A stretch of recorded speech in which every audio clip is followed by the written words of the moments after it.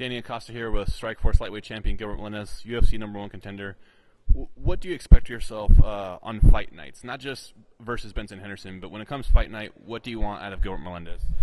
Come fight night, man, I want my peak performance. You know, I feel like I'm a better performer than I am even in the training room. You know, I feel like those are the times I shine the most. So those are my expectations, to really deliver. You know, some nights haven't been my nights, but some nights it's better than ever in the practice room, and it's definitely peak performance is what I'm anticipating on fight night.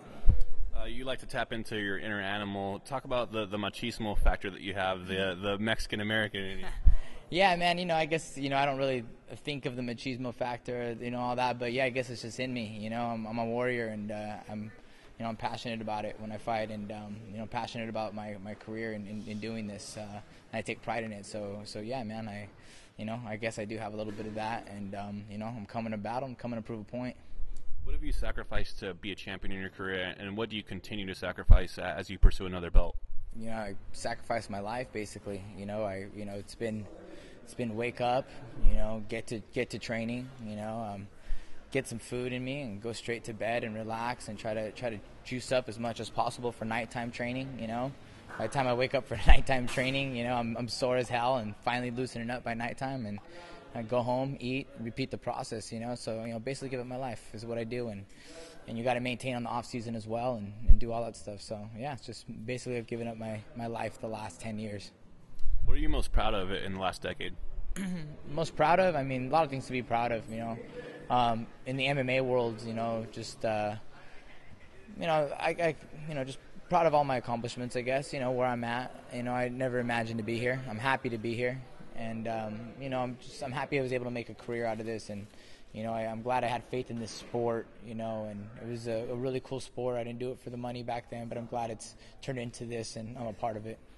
What's it like when you accelerate and you turn it on the cage and you know that you have the fighting control and that you're going to take it home? It feels great when you have that. It's always a mystery till you walk in there and lock horns. You never know. Who's better. You just don't know till it happens. And then sometimes you get in there, and usually when I get in there, it's never as bad as Jake Shields. Is what I always tell myself. I'm like, oh, this guy's not as strong as Jake. But when things are under control, you feel good, and I tend to run with it. So. Feels good when you have that position. To what do you attribute your natural scrapper? The thing in you that's a fighter. I'm the youngest of all my cousins. I think in my family. I've been growing up called Shira. I had women in my family that you have to have tough skin, and you got to be able to roll with the punches and get through it, and have a don't quit mentality and a humble mentality. Not scared to take 100 butt kickings to get good. And I feel like, that's kind of how I was raised, subconsciously this all worked out the way it did, and not knowing it was gonna. You've always been a fan of the sport as well as a fighter, and you've always been a student of the game. What do you feel are some of the biggest lessons that have contributed to your success? Just personal experience has been the best, you know what I mean? I've been a fan of the sport and I've seen things, but just being prepared, walking in there and knowing you're ready to fight, knowing you're ready to go 15 minutes strong, 25 minutes strong. Coming prepared gives you all sorts of confidence to just go out there and fight. When you're not conditioned, you're not prepared, you just can't can't pull the trigger, But I think that's the main thing I've learned, that I can think of at this moment. If you were sitting in the crowd for a Gilbert Melendez fight, what would you want to see? What do you think fans get when they're impressed with your performance?